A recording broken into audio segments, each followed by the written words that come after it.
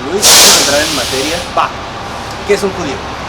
Híjole, el judaísmo es una religión, estrictamente la ficha técnica sería el primer monoteísmo medio oriental que se gestó a partir de la unión de pueblos politeístas y paganos, tribus cananeas del norte, tribus cananeas del sur, desde el actual Egipto hasta el actual Líbano y Turquía, y en algún momento por ahí del año 1000 antes de la era común, o antes de Cristo, como dicen los cristianos, se fusionan las dos y se crea un estado militar, político, económico, comercial, con una sola religión que es la religión del Dios del pueblo de Israel.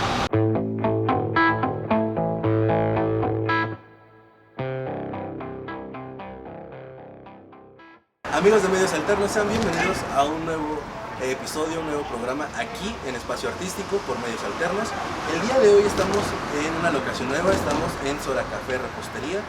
Agradecemos al personal y a Sinue que nos atendió de maravilla. Estamos tomando un café con nuestro gran invitado que lo presentaré más adelante. Y pues sobre todo que estamos hablando de un tema muy interesante, sobre todo muy poco hablado para el mexicano y para todo el mundo, que es el arte judío a través de la historia, su iconografía y cómo se ha ido reconociendo el judío a través de los tiempos. El día de hoy estamos aquí, previamente como lo había dicho, en Sora Café y Repostería, para que vengan, disfruten un buen café. Más adelante les compartimos la ubicación y pues bueno, hoy vamos a darle entrada a nuestro invitado presentándolo.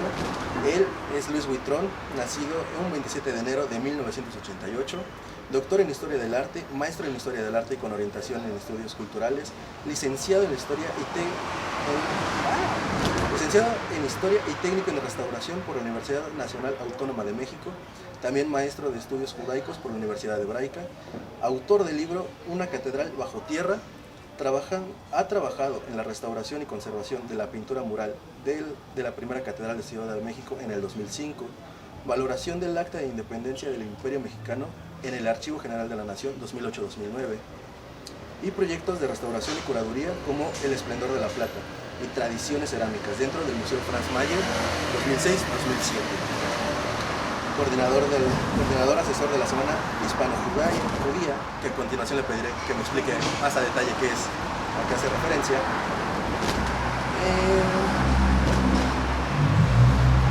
En México, octubre de 2022, en la cual se develó la estatua Viento de José Sacal en la avenida Paso de la Reforma como homenaje a los 500 años de la presencia judía en México.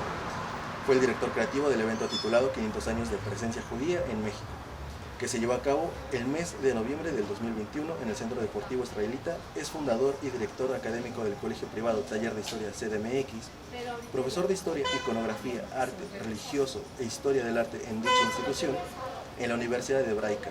También ha sido profesor de dichas materias en la Universidad de La Salle y Centro de Estudios de Casa Lanza.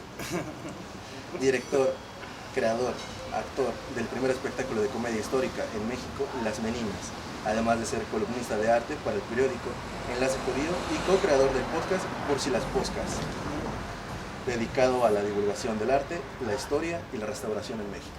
Luis Huitrón, un maravilloso currículum, por favor. No, pero sí, la verdad es que no me aburro, nunca me aburro, tengo muy poco tiempo a aburrirme, no, y pues sí, me dedico al arte, a la historia del arte judío, a como hacer a veces unas conexiones entre el cristianismo y el judaísmo y viceversa, ¿no? Como me muevo en las dos esferas, tengo esa como capacidad y fortuna de poder ir relacionando y explicarles a los miembros de la comunidad judía en México y de otros lados qué es el arte cristiano, y a los miembros de las comunidades católicas y cristianas en México qué es el arte judío y su influencia. Entonces, bueno, a eso me dedico. Oye, qué interesante, la verdad. Luis, me gustaría conocer más de tu historia. ¿Por qué decidiste ser doctor en Historia del Arte? Pues mira, la verdad es porque soy muy chismoso. Yo siempre pienso que el arte es chisme y nos encanta el chisme, la verdad, ¿no? Y en algún momento yo decidí que quería hacer algo de historia. Yo no sabía muy bien cómo para dónde ir, ¿no? Pero yo sabía perfectamente que quería hacer algo de historia y del arte. Siempre me ha gustado el arte, siempre me ha gustado la historia. Y las historias familiares, cuando se van juntando, ¿no? Y vas conociendo a las abuelas y las bisabuelas y eso, como que de ahí te siembran la semillita para empezar a otras cosas. Y ya de ahí, o sea, la carrera de historia, quería ser arqueólogo.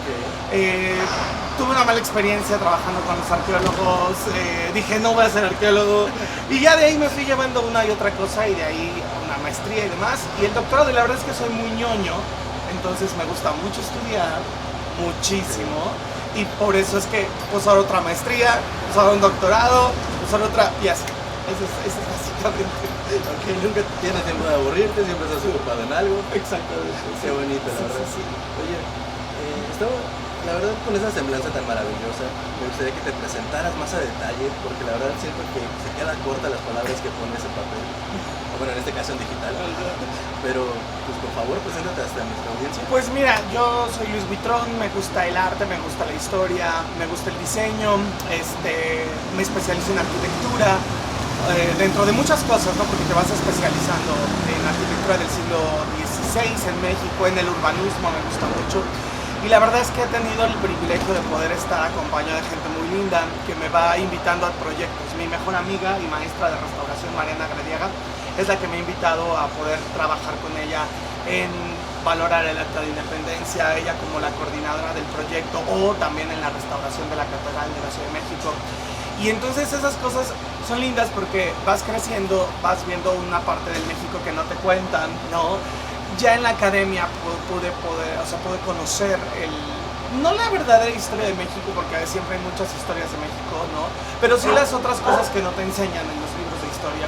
Y en algún momento dije, a ver, ¿por qué esto no lo conoce la gente? A mí me gustaría exponerlo, y decidí crear un proyecto que se llama Las Meninas, que es un proyecto de teatro, que es como una serie de teatro en México, y son los mismos personajes, pero cada 2-3 meses te van cambiando el tema, y entonces es todo comedia y musical, y muchísimo desmadre, pero ves la historia de Porfirio Díaz, y luego la historia de Benito Juárez, y luego ahorita estamos presentando la historia de Sor Juana Inés de la Cruz, la vida de Sor Juana, y pues nos movemos en 4 o 5 siglos de historia mexicana.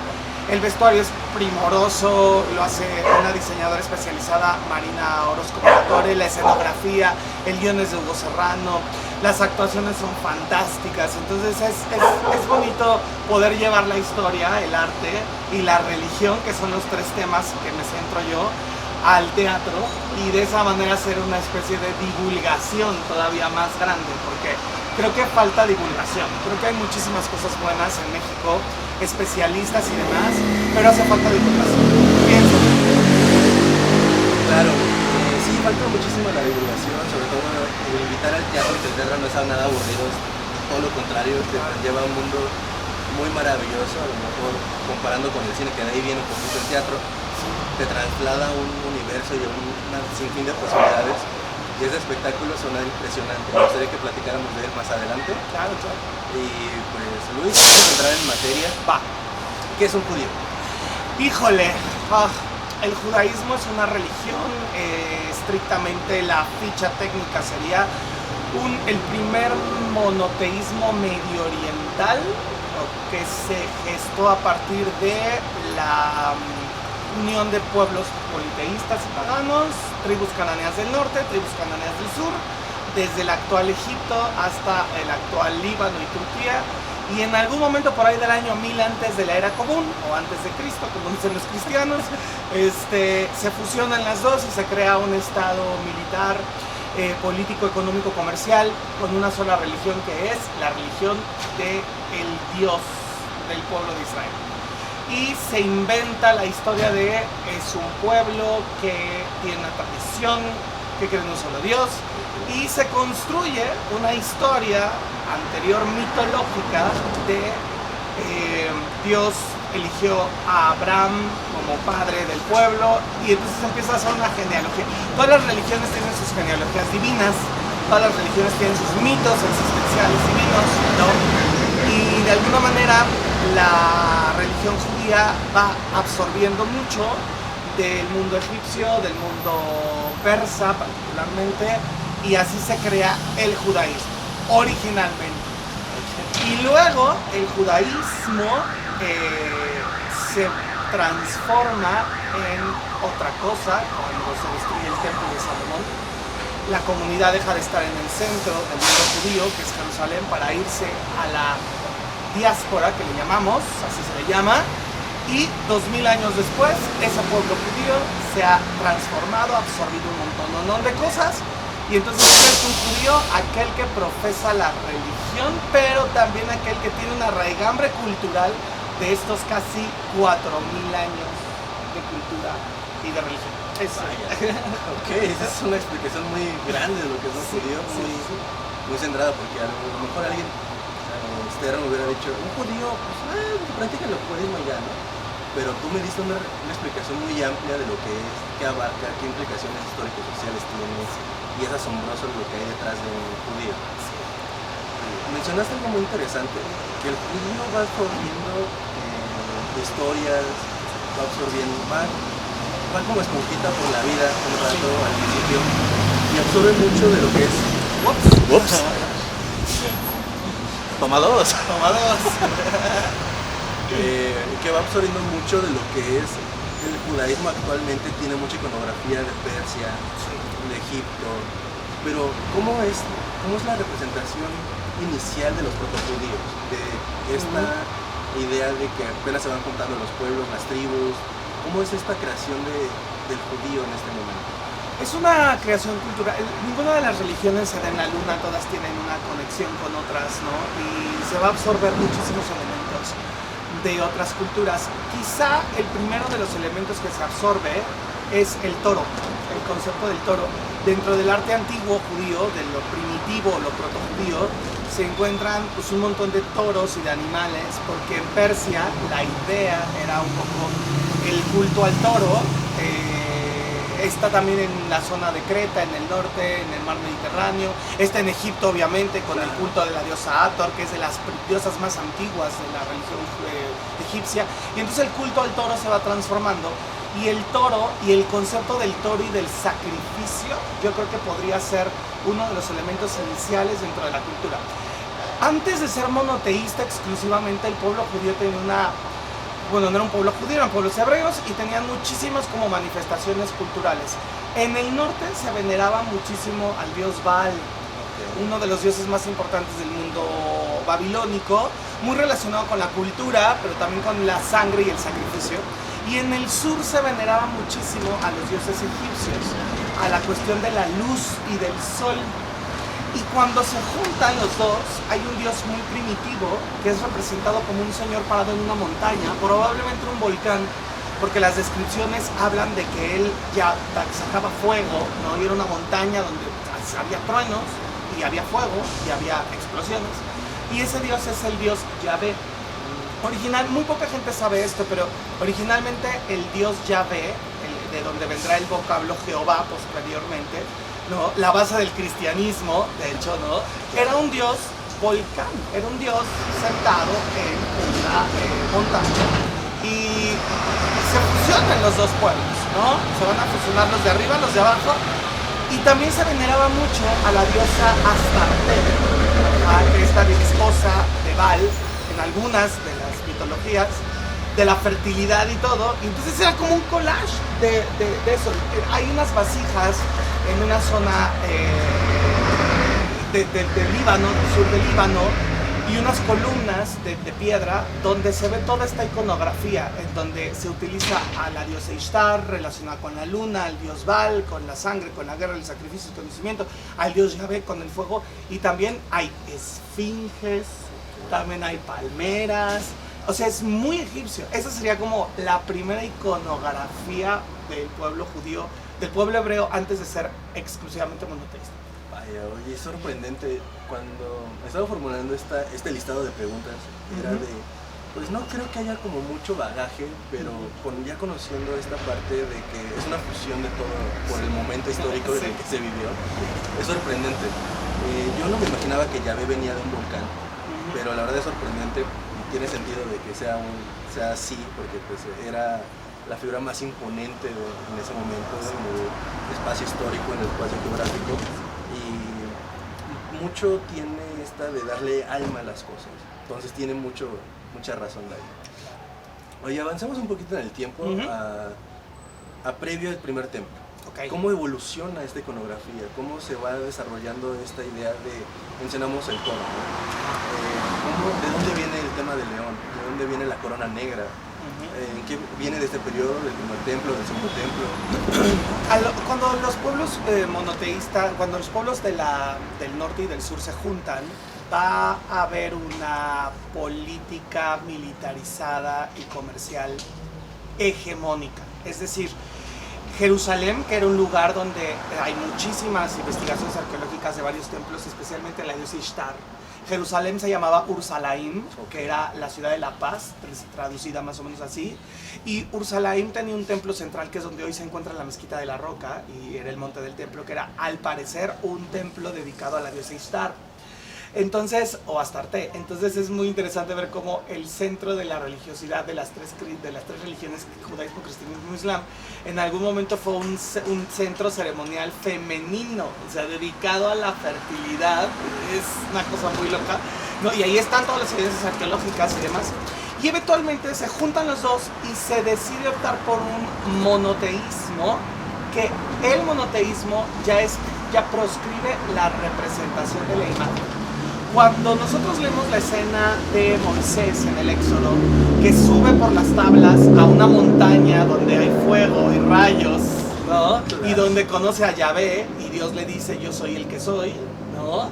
O sea, está la zarza. Está la zarza, ajá, o sea, ahí está todo. Y baja y ve al vellocino de oro, que están adorando al vellocino de oro.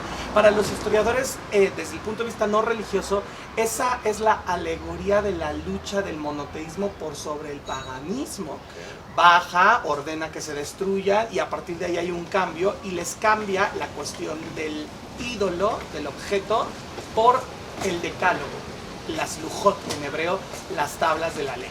Y entonces es el paso a la transición de muchas cosas, del politeísmo al monoteísmo, de la unión del pueblo, ¿no?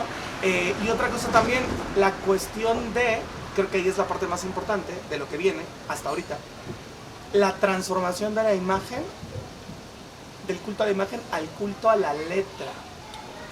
Ahí es donde ya empieza. En el judaísmo, a partir de este momento, estamos aproximadamente en el año 1200 antes de la era común. Todo se centra a partir del culto a la letra, a la palabra. El Dios de Israel no es un Dios que tenga forma, es un Dios que habla. Y entonces la palabra oral y escrita se vuelve el centro completo de la religiosidad. Las lujot, las tablas, son la palabra escrita de Dios por su dedo, ¿no? En fuego, por la tabla, en una roca. Y entonces es venerar a la palabra, la palabra, la palabra, la palabra. Todo el tiempo es la palabra. Y entonces a partir de ahí va a venir una política de exclusión de las imágenes.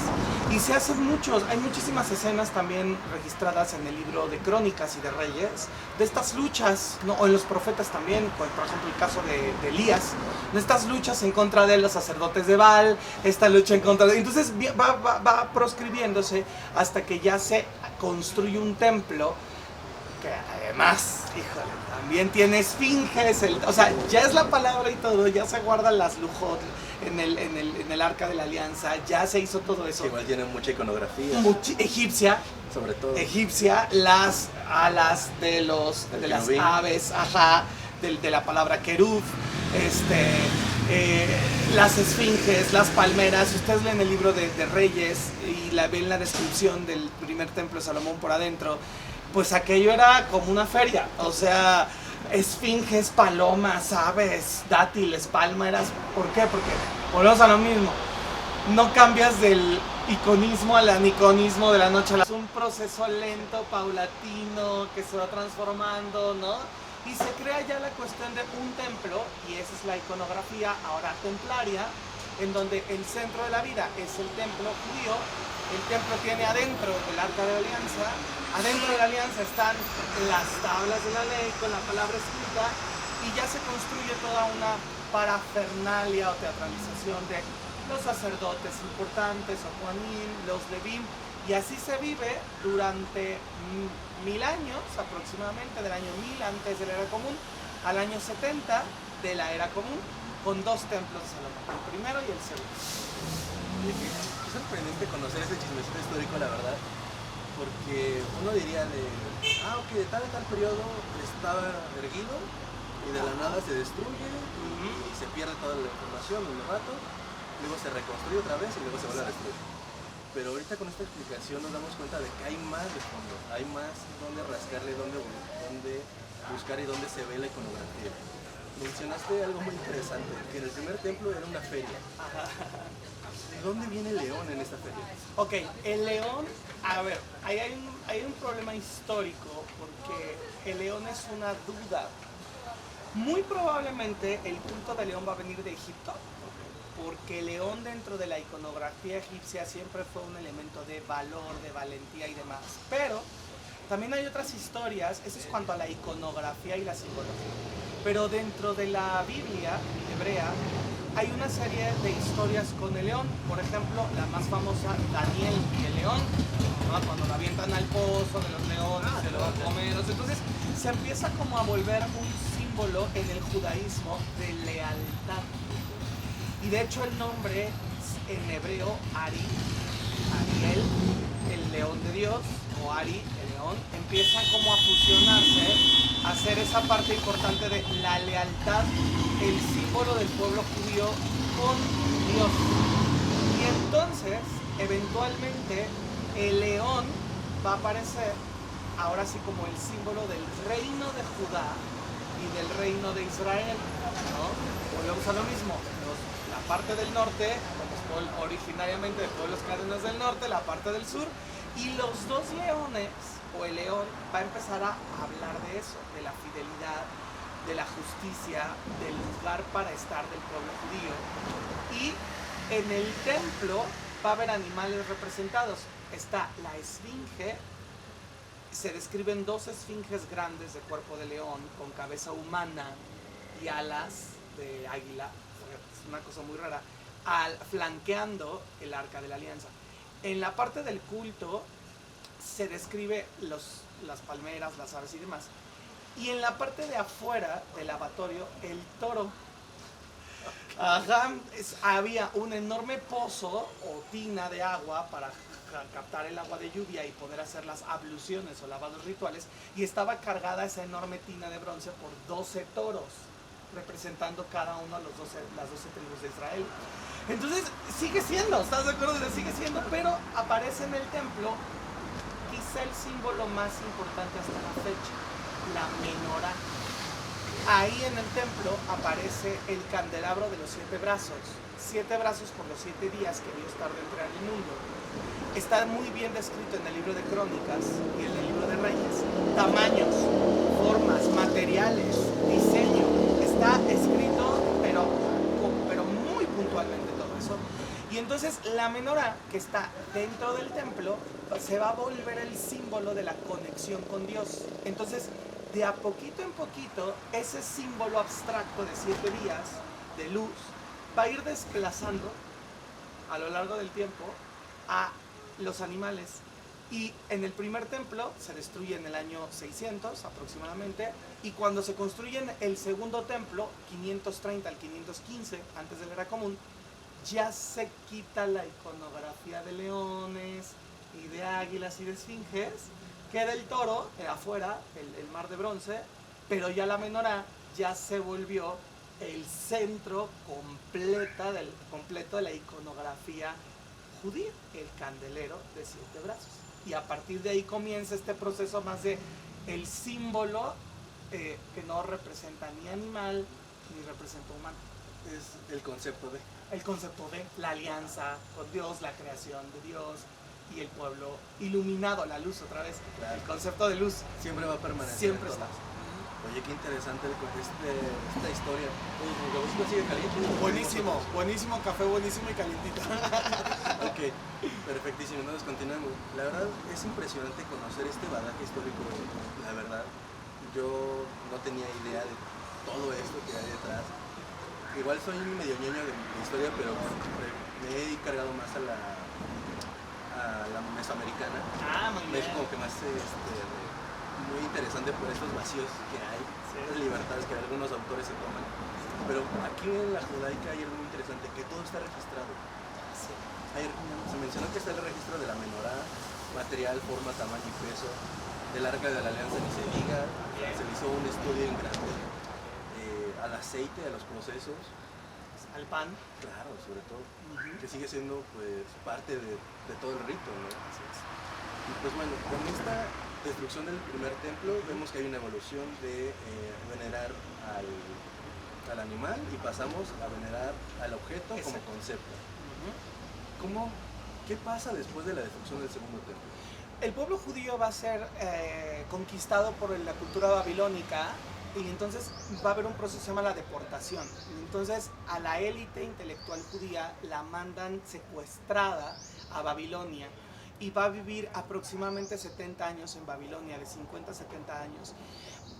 Cuando se construye el segundo templo ya es posterior al exilio en Babilonia y aquí vemos otra vez una absorción de conceptos extranjeros, ¿no? Y ahí viene la era de los profetas, ¿ok? Ahí viene. Después del segundo templo, el pueblo judío empieza a construirse a partir de la cultura y la materialidad persa y babilónica, adoptando el sistema calendárico, adoptando los nombres de los meses en hebreo son divinidades babilónicas. Anterior al primer templo tienes en la Torah que dice el mes 1, el mes 2, el mes 3, el mes 4 y así. Después del exilio en Babilonia ya aparece el mes de Tamuz, el mes de Nisan, o sea, ya les dieron nombres, pero son nombres babilónicos. Y la cultura judía ahora absorbe esta cuestión. Quizá el ejercicio más notorio de absorción es el concepto de los profetas. Y entra la parte mística. Ezequiel es un libro muy místico en donde habla de la Merkabah. La Merkabah es este carro divino de Dios que va viajando y que tiene ruedas y que tiene las ofanim que se traducen como ruedas y los serafines. Es una traducción mala posterior, pero estas bestias y demás. Y entonces se empieza otra vez regresas otra vez al león, al toro, al águila, al ángel. El concepto de ángel es un concepto persa, no es un concepto judío, es un concepto persa. El melech en persa antiguo, que de hecho se sigue diciendo melech en hebreo, al ángel. Entonces tienes todas estas cosas, ¿no? Y se va fusionando. Y entonces queda el culto a la Torá, que es el rollo, el culto a las tablas que ya habíamos visto, Torah y tablas con la palabra de Dios, la letra, el culto a la menorá, el candelabro, con todo esto que decíamos, el aceite, el pan, el vino y demás, y ahora el culto a los profetas, a la parte mística, que es la conexión con Dios, a la visión, al poder conectar con Él, al que te baje el coche de fuego, ¿sí me explico? A la revelación, al concepto de la revelación. Y entonces el segundo templo, ahí viene una parte complicada pero interesante, sigue estando en su culto central, pero alrededor del pueblo judío empiezan a aparecer las casas de reunión en donde la gente va y estudia. La gente va del pueblo y estudia. Algo que sí es muy interesante, está registrado, sí, al ser el pueblo de la palabra, de la letra, con el culto a la letra y a la palabra, es normal entender que va a existir un registro de prácticamente todo, porque el centro es la palabra escrita y la palabra oral. Y estas casas de reunión que están alrededor de en toda Jerusalén, el templo sigue siendo el centro, pero están las casas, se llaman casas de reunión, o en hebreo Betakneset, que es el origen de la palabra sinagoga. Entonces surge ahí la sinagoga. En épocas del segundo templo surge la sinagoga, que es el lugar donde vas a ir a estudiar. Y ya, o sea, el culto se sigue haciendo en el centro, en el templo, pero aquí estudias la palabra, estudias los profetas, comprendes la historia, el salón de usos múltiples, la ceremonia de fulano, de mengano, de perengano, de todo, y se va armando ya esta parte.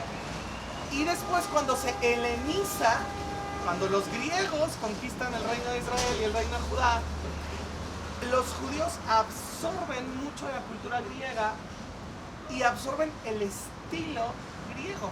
Entonces el templo y las sinagogas empiezan a decorarse con columnas dóricas, jónicas, ordinarias, otra absorción. En ese caso, los judíos no absorbieron los dioses. De hecho, la historia de los macabeos es ese problema, que algunos judíos se helenizaron de más y ya estaban que tu Baco y que tu Zeus y que tu Atenea en el templo. Y se arma un desmadre y se arma toda una guerra y ganan los judíos más religiosos y desplazan. Pero el dórico, jónico, corintio, estilo de calles, moda, estilo de techos, indumentaria, todo se absorbe del mundo helénico y entonces sigue siendo el judaísmo, las tablas, la idea de un solo Dios, pero ya con meses en persa, ¿no? Okay. Y ya con conceptos de Dios y carro divino babilónicos y ahora al estilo arquitectónico y estético griego y latino. Así se hace la fusión. Y así va a vivir la cultura judía hasta el año 70, que es la destrucción del segundo. Ay, qué interesante. Sí, eso te iba a preguntar justo porque la sinagoga histórica del centro de la Ciudad de México, hay mucha columna que es muy griega. El techo ni se diga. Y es esta fusión histórica del momento, como se ha visto previamente. Entonces digamos que el judío en su historia ha sido las pompitas de todas las comunidades. Sí, sí, sí. Oye, qué interesante la verdad. No, me tiene sorprendido ahorita hasta el momento de este tema. Me va a seguir sorprendiendo durante todo el tema como ñoña de la historia. Y la verdad es sorprendente conocer esta parte histórica de cómo ha ido evolucionando, con qué se representa el judío. Por lo menos hasta el momento en el segundo templo, ya tenemos claro con qué icono se va a sentir representado, con qué icono se le puede marcar en ese sentido de, él es judío, él es griego, él es persa, pero cada quien tiene su iconografía. Avancemos un poquito más en el tiempo. Ya se destruyó el segundo templo. Ajá. Llegamos al tiempo de la era común. Ajá. ¿Cómo evoluciona esta partición con la cristiandad, que para muchos es una secta judía cristiana transformada, que se le ha rendido mucho a su imagen, y cómo se mantiene el judío puro, por así mencionarlo, sin mezclarse tanto con el cristianismo. Ok, ¿Cómo queda? Es un desmadre aquí muy padre porque es muy interesante. Después de al momento de la destrucción del segundo templo, o sea, anterior a la destrucción, algunos años antes, el judaísmo ya estaba muy dividido, muy dividido. La influencia de Roma sobre Jerusalén y el pueblo judío tenía partida la población. Algunos estaban a favor del poder romano, que eran los saduceos, y ellos además tenían el poder del templo y de las instituciones, y por otro lado el pueblo lo habían relegado y le habían hecho el feo, y eran los fariseos, y ellos no tenían acceso al templo. Pero afuera de Jerusalén había un montón de sectas, algunas de ellas de tinte anarquista y agresivo, como los edumeos, qumranitas, esenios, y el cristianismo viene de allí. Es de la gente reaccionaria, de las personas que no estaban a favor del templo. ¿Por qué no estaban a favor del templo? Porque durante la destrucción del primer templo el arca de la alianza desapareció y no se encontraron. O sea, se destruyó obviamente, ¿no? Exactamente, pues es la guerra, o sea, son guerras, ¿no? Se destruyen cosas. Pero mucha gente empieza a decir, el templo ya no tiene razón de ser, porque el objetivo del templo era guardar el arca. Si ya no hay arca, ¿cuál es la razón del templo? Y los sectarios, por así decirlo, los que están afuera de Jerusalén, empiezan a atacar al templo e ir en contra del templo. Y los del templo dicen, no, este es mi negocio, por supuesto que el templo es válido, mira qué válido es. Y entonces empieza una pelea interna que termina con una guerra civil tan grande que Roma tiene que decir, se van a la fregada todos, y destruye el templo. Cuando se destruye el templo, hay un proceso que se llama la diáspora, a partir del año 70 de la era común o era cristiana. Y a partir de ahí, el pueblo judío va a salir. Roma destruye y persigue y aniquila a todos los sectarios, menos a uno, los cristianos. Y luego esa historia después, otro día con mucho gusto, la historia del cristianismo, ¿no? Los cristianos será la religión oficial de Roma 200 años y cacho, en el año 310 con el edicto de Milán, y luego en el año 380 con el edicto de Teodosio, y ya, ¿no? Y allá irá. Es importante mencionar que Pablo de Tarso, o San Pablo para los cristianos, es el creador del concepto de cristianismo. Pablo de Tarso, a partir del año 70 después de Cristo, empieza a construir el cristianismo, a tomar esto del mundo griego, esto del mundo romano, esto del mundo egipcio, esto del mundo judío, y a establecer las diferenciaciones entre lo que es un judío y un cristiano. Y es Pablo de Tarso la piedra angular hacia donde el cristianismo se va a separar del judaísmo. Es para allá. Si nos quedamos del lado del judaísmo, ¿qué pasa? El pueblo judío sale a la diáspora y se generan tres tipos de identidad cultural judía. Los que emigran al norte de Europa, que van a empezar a ser llamados Ashkenazim, los que emigran al occidente de Europa, que van a ser llamados los Sefaradim, y los que se quedan en Medio Oriente, que se van a llamar los Mizrahim. Son la misma religión, pero relacionándose con diferentes pueblos. Los Sefaradim con fenicios, íberos, celtas, los Ashkenazim con germanos y celtas, y los Mizrahim con pues, las culturas del Medio Oriente. Y aquí hay dos cosas bien fuertes. La primera, al no haber templo, la comunidad ahora ocupa el espacio del templo. Y entonces las sinagogas, que antes eran pues las casas de estudio, ahora van a ser el centro de la religiosidad judía. Y entonces cada una de estas comunidades en el mundo empezará a construir su sinagoga para venerar la Torá, otra vez la letra, ¿ok? Y los judíos empiezan a hacer un instructivo de cómo ser judío. Porque como ya no hay templo y ya no hay sacerdotes y ya valió todo, entonces, ¿qué haces? La crisis del templo fue una crisis muy fuerte. Se destruyó el centro de la religiosidad, el Axis Mundi, el ómpalos, se destruyó. ¿Qué haces ahora? Un manual para que este manual te diga cómo respetar todo lo que llevamos como cultura sin incurrir en ningún problema, sin la figura de un templo. Y ese manual se llama Talmud, y el que hace el manual se llama rabino, que viene del arameo rab, que significa venerable. Y entonces es donde surgen los rabinos como líderes intelectuales y cabeza de la religiosidad, haciendo un enorme compendio gigantesco enciclopédico de lo que se debe y lo que no se debe hacer, que es la famosa halajá o ley judía, y eso viene inscrito en el Talmud. Y todo este proceso es un proceso de discusión, a diferencia del cristianismo, que es un proceso en el que el papado va a ir ganando cada vez más fuerza y lo que diga el papa es porque es lo que es. Aquí no. Al ser un pueblo en la diáspora, un pueblo en el exilio, el pueblo va a empezar a decir, ¿se puede o no se puede? Y los rabinos van a empezar a discutir si se puede o no se puede. Y entonces el judaísmo sigue siendo la misma religión, pero ahora sin templo, sin sacerdocio, con rabinos, con el Talmud y el culto de la Torah o los libros sagrados en la sinagoga. Y la comunidad siendo el centro de la comunidad misma. Por eso es que, si me explico, no es un desfase. Ahora ya no es el templo, ahora somos las personas. Claro, de aquí viene la idea de nuestra comunidad es la iglesia. Para todo el mundo, ¿no? De hecho, iglesia y sinagoga vienen de la misma palabra, Knesset, comunidad. Sería que los católicos cristianos robaron, bueno, usaron pues tomaron, la palabra, ¿no? Sí, así como los judíos tomaron la Merkabah y tomaron los nombres persas, ¿no?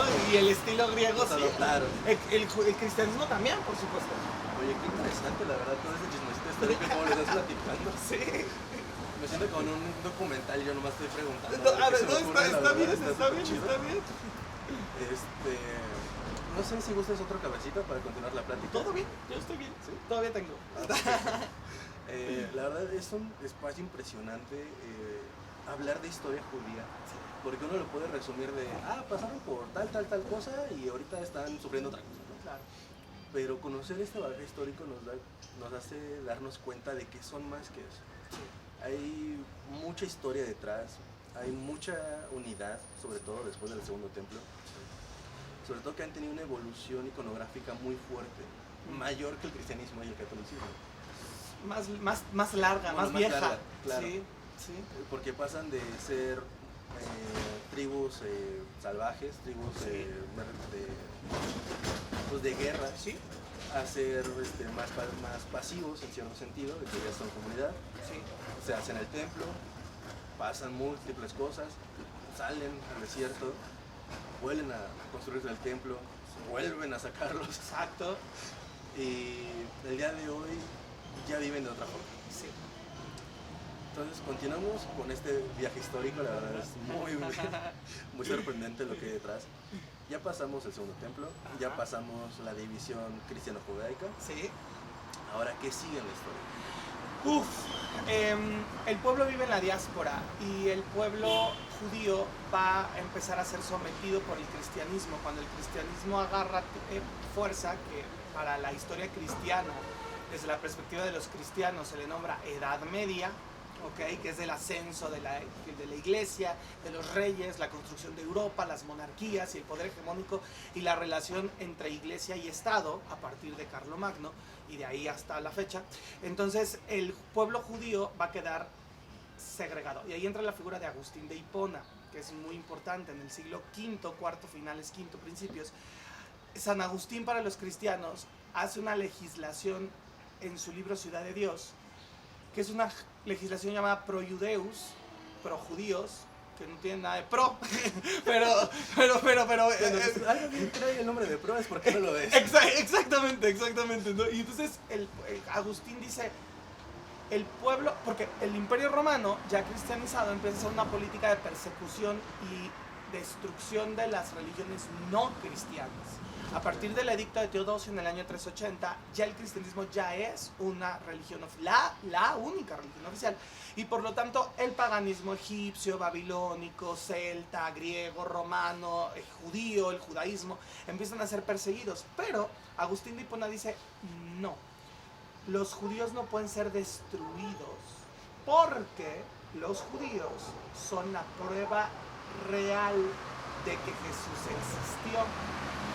Y al conocer ellos el hebreo y nosotros los cristianos no, ellos guardan y se cree el concepto de hebraica veritas, que significa la verdad en los hebreos.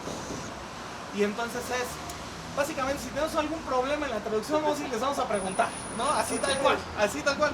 Pero Agustín de Hipona establece las primeras leyes antijudías pero han matado a Jesús, que esto es un mito generado a partir del Evangelio de Juan, que es un evangelio muy nuevo y que es una propaganda antijudía terrible, y a partir de ahí deben de ser segregados, minimizados, no pueden tener propiedad, deben de vivir en barrios, y entonces el pueblo cristiano empieza a abusar del pueblo judío, lo mantiene vivo por conveniencia, pero lo mantiene limitado y restringido.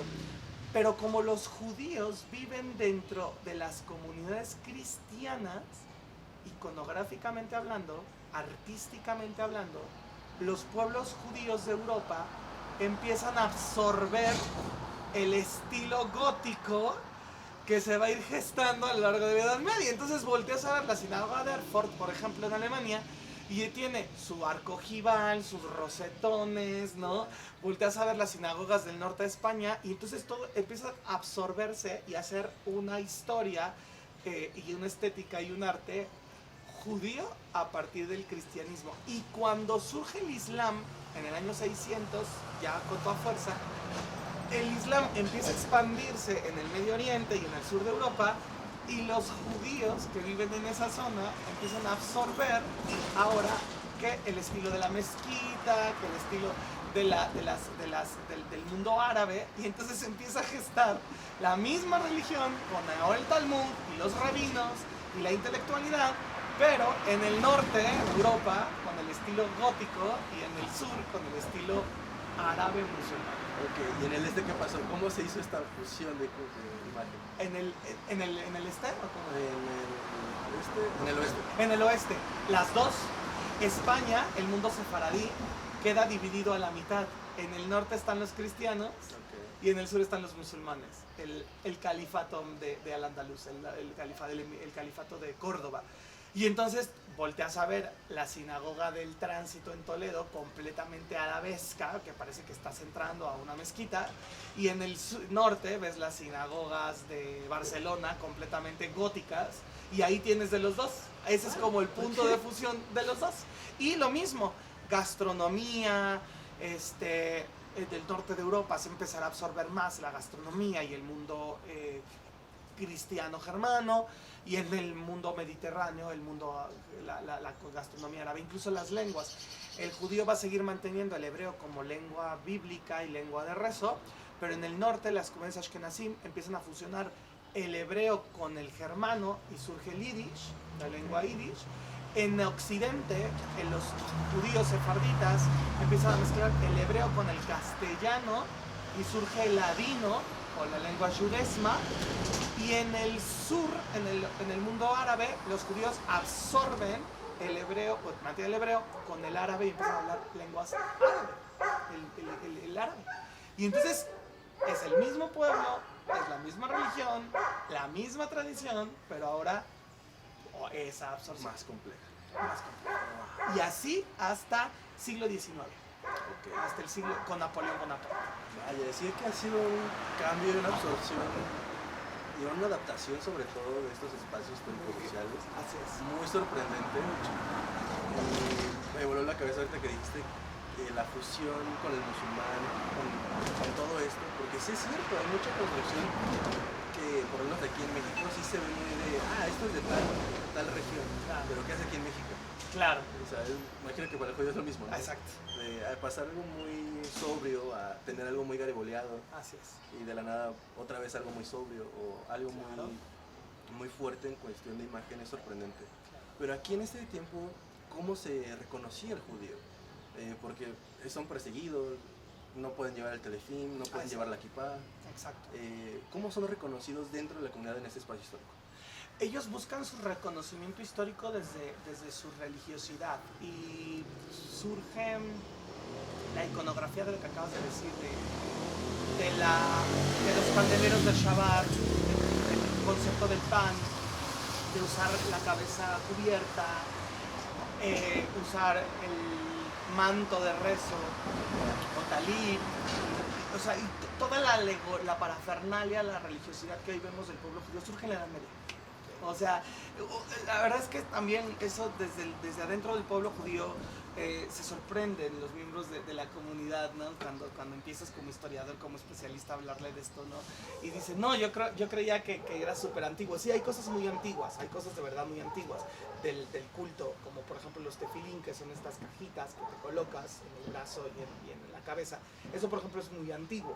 Pero todo el estilo, la caligrafía y demás va surgiendo. Y por otro lado, desde afuera, tienes la representación del cristiano hacia el judío y el marcaje del cristiano al judío. Entonces los judíos empiezan a ser perseguidos y a colocarse insignias amarillas o rojas dentro de los hombros, en las capas, a usar sombreros especiales para ser definidos, distinguidos, las mujeres también, una especie de tocados, y dependen de dónde. Si estás en el mundo musulmán serán elementos más arabescos, y si estás en el mundo cristiano, europeo, pues más cristianos.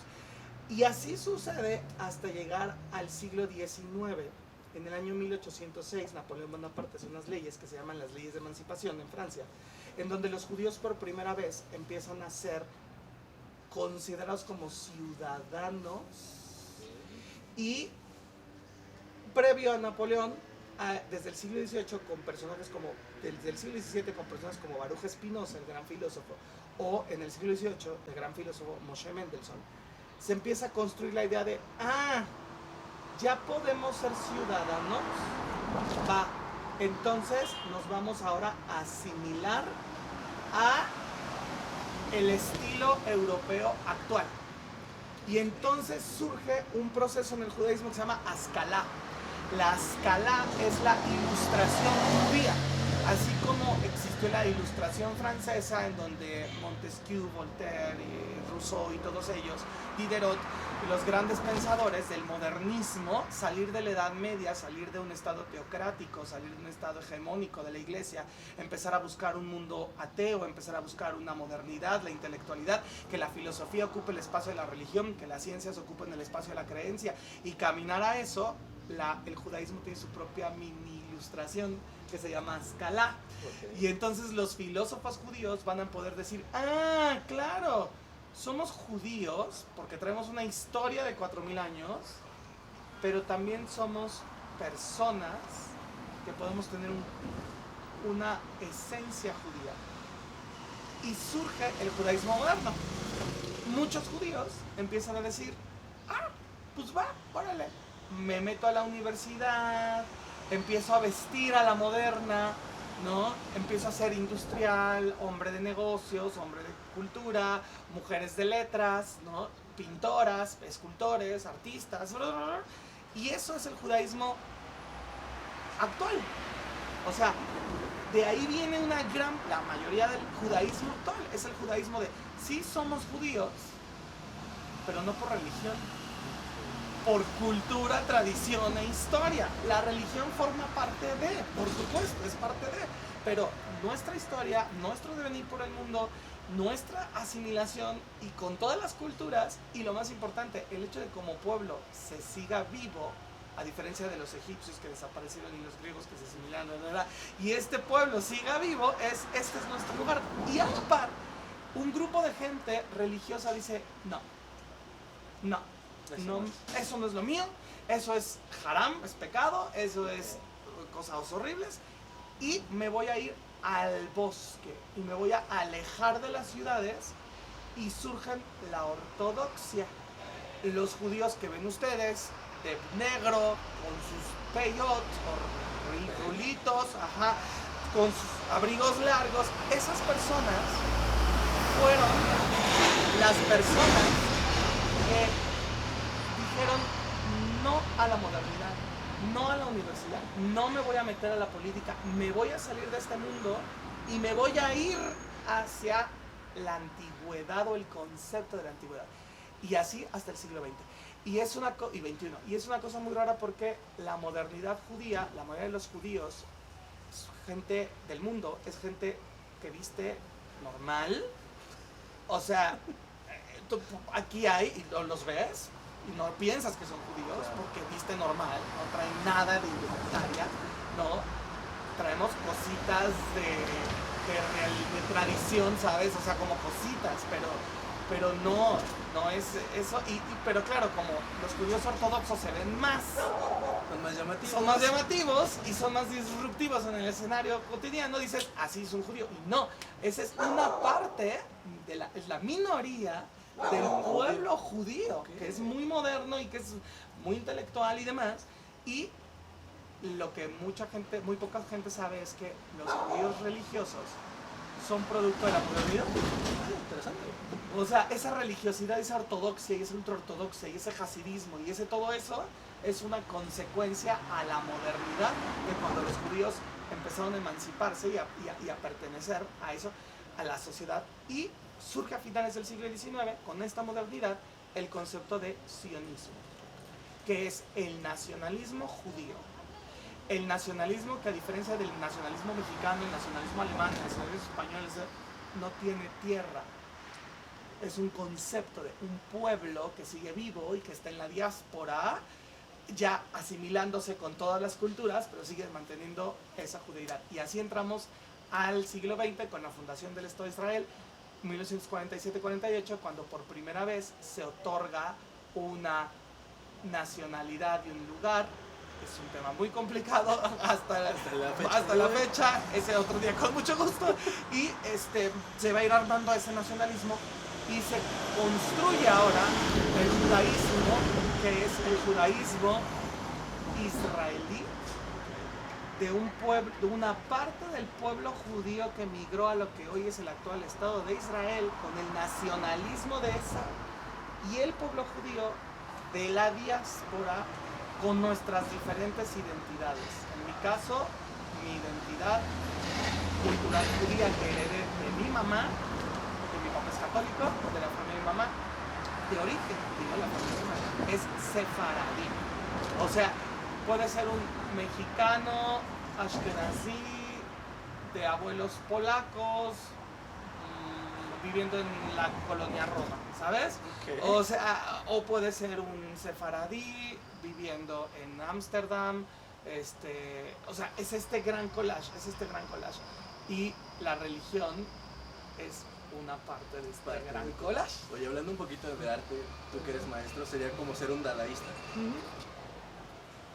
La disrupción y el reconocimiento de las varias partes. Hasta la fecha el arte judío, ya muy moderno, pues tienes de dos. El arte judío moderno, con artistas judíos del surrealismo, del dadaísmo, del cubismo, del expresionismo. Ahí tenemos a un Chagall, ahí tenemos a un Max Weber, ahí tenemos a una Charlotte Salomon, artistas judíos modernos, laicos por así decirlo, y tienes del otro lado al arte judío tradicionalista de la arquitectura de las sinagogas y demás.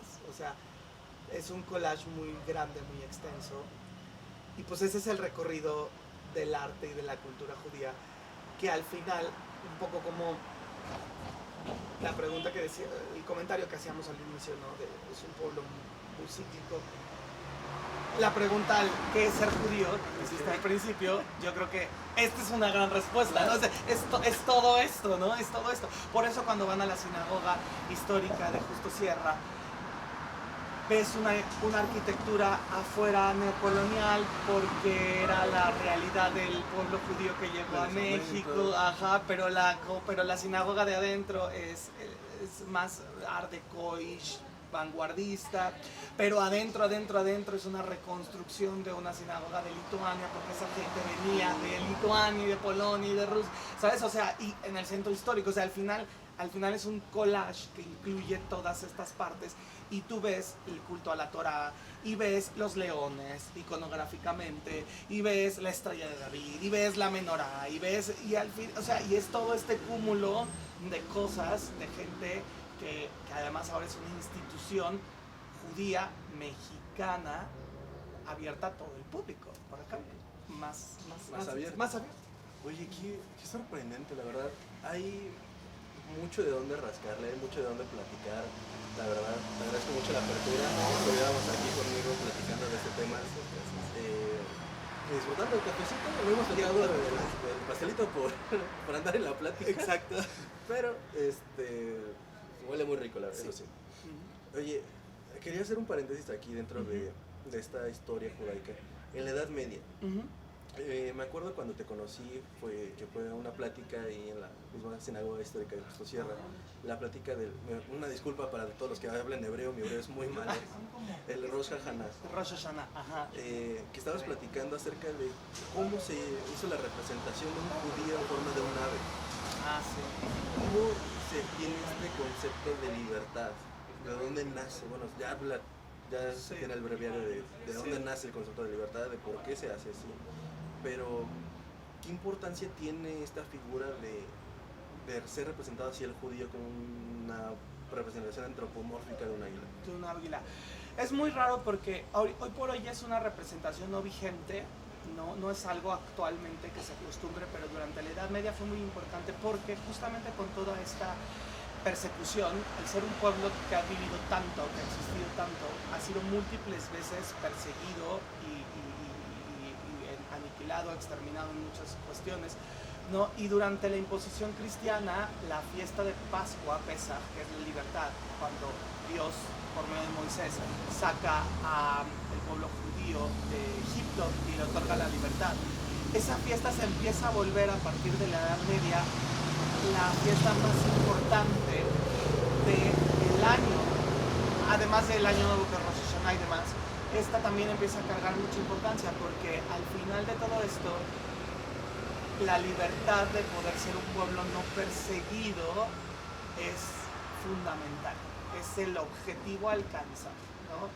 es que vendrán tiempos mejores y es que vendrán nuevas cuestiones y podremos reinsertarnos y ser libres. Y entonces, durante la Edad Media, se crea el concepto de vamos a hacer libritos contando esta historia que se llaman Agadot, las Agadot, los libros de Pascua, de Pesaj, y van a contar con figuritas la historia del Éxodo.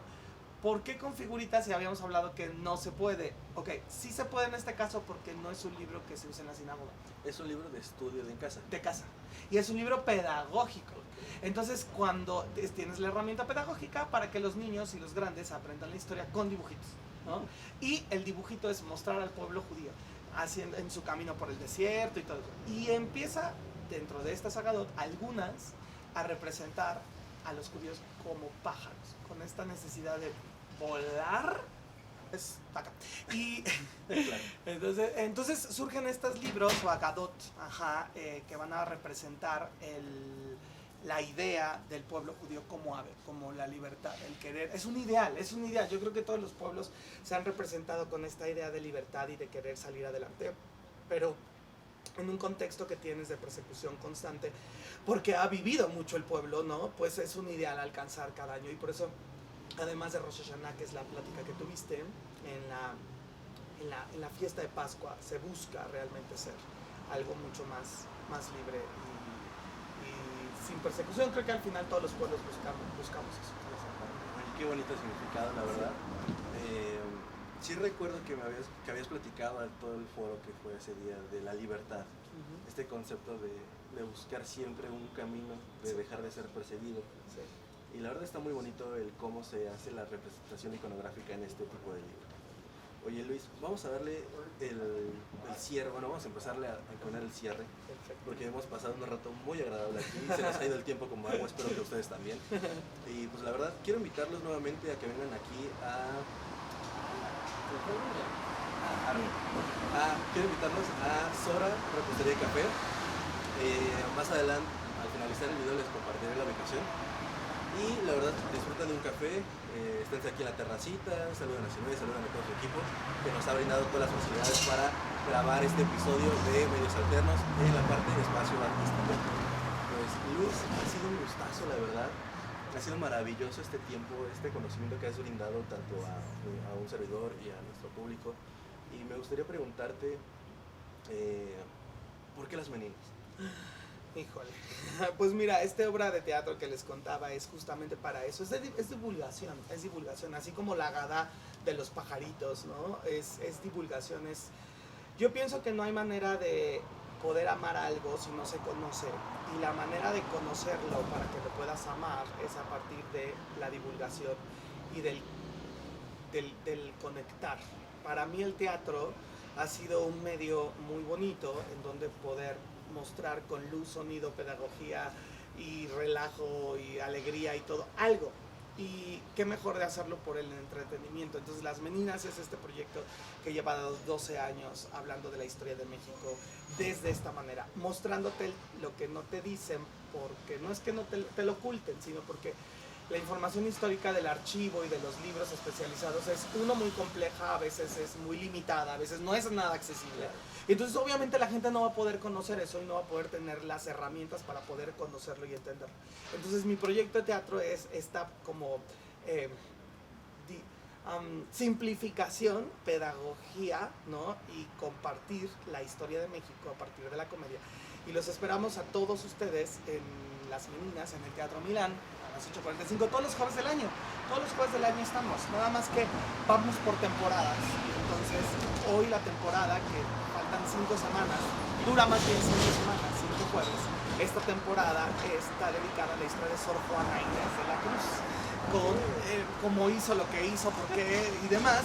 Entonces, y así vamos cambiando. Después va a ser otro tema, y después va a ser, pues, siempre son los mismos personajes, es el mismo concepto. Por eso le llamamos una serie de teatro, porque estás viendo los capítulos de una serie teatral, ¿no?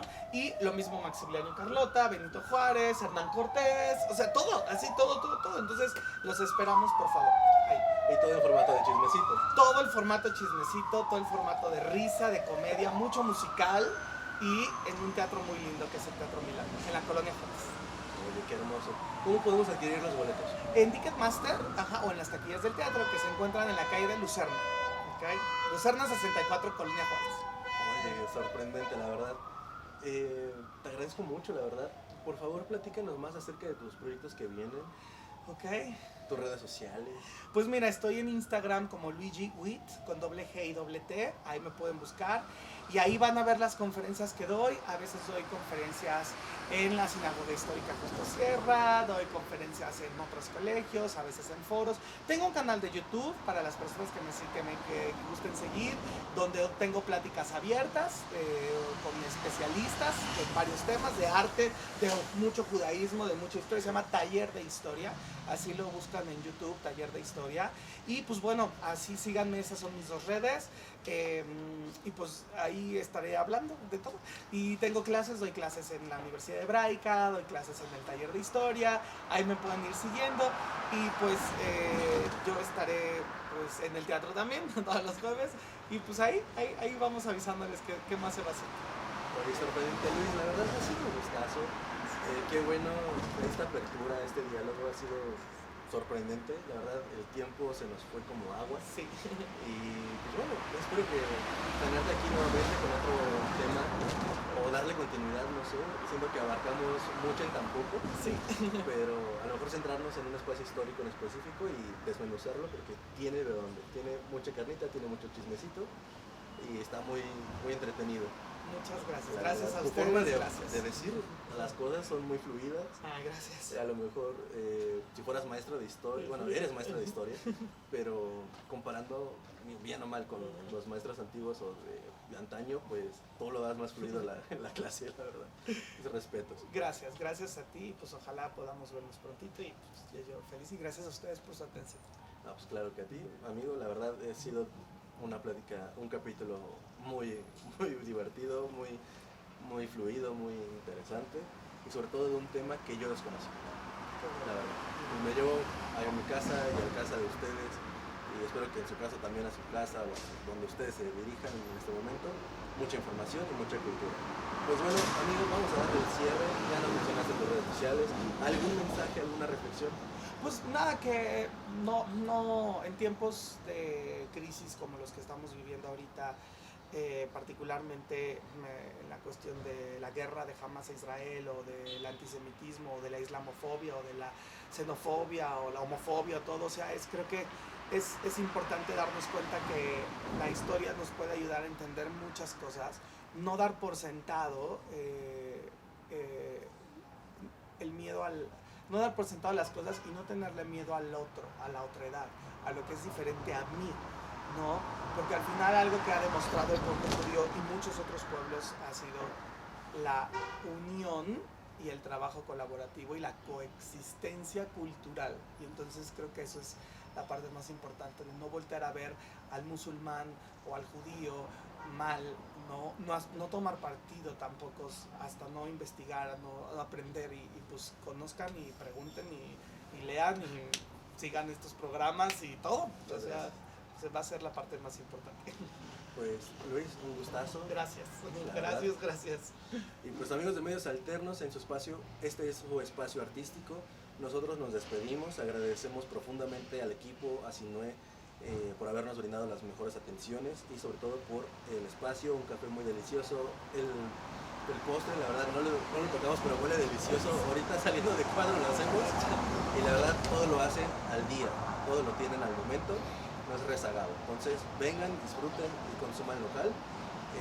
Sora Repostería y Café se encuentra en la calle de Guanajuato 62, en la Roma Norte con Temo, código postal 06700 en la Ciudad de México. Entonces amigos, vengan, tomen un café, consuman local con nosotros, nos vamos y nos vemos en un próximo episodio de Medios Alternos por Espacio Artístico.